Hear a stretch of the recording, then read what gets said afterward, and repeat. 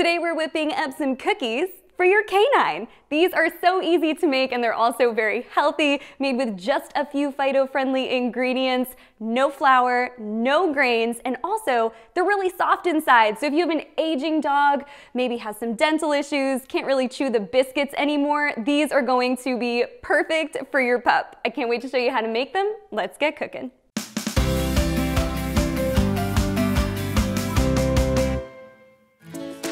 Start by preheating your oven to 350 degrees Fahrenheit and lining a baking sheet with parchment paper. To make these canine cookies, you're gonna need just a few ingredients. The first one is a cooked and mashed sweet potato. We're measuring out a half a cup here. Now, all I did was I took a sweet potato, I grabbed a fork, poked some holes, popped it into the microwave for about 8 or 9 minutes, and then I just used a knife to open it up and scrape out all the nice flesh from that sweet potato, and then I measured out my half a cup. The next ingredient that we are going to be using is half a cup of shredded carrot. It's about 1 large carrot, so just wash and peel and then use a grater to finely shred. The next ingredient is going to be a 1/4 cup of finely chopped apple.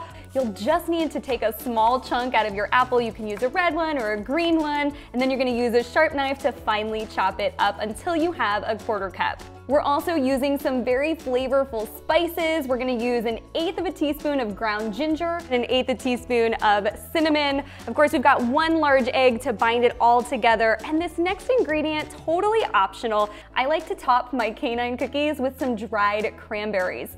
Really just makes them pretty, and in moderate amounts, cranberries and dried cranberries are totally safe for dogs. Now, just a word on those, you don't want to swap them out for raisins, even though they look really similar. Raisins are toxic to dogs, so you want to stick with dried cranberries and look for one that really doesn't have any extra ingredients in there. You want to really keep those sugars as low as possible. The first thing you're going to do is put all of your ingredients, except for those cranberries, into a mixing bowl. You're going to grab a fork, mash it, and mix everything together. Next, grab a ½ tablespoon. Scoop a heaping amount of your batter mixture and spoon it onto that parchment paper lined baking sheet. Now, these canine cookies won't spread or naturally fall into a round shape when you're baking, so take a few extra seconds to shape them into those nice round cookies.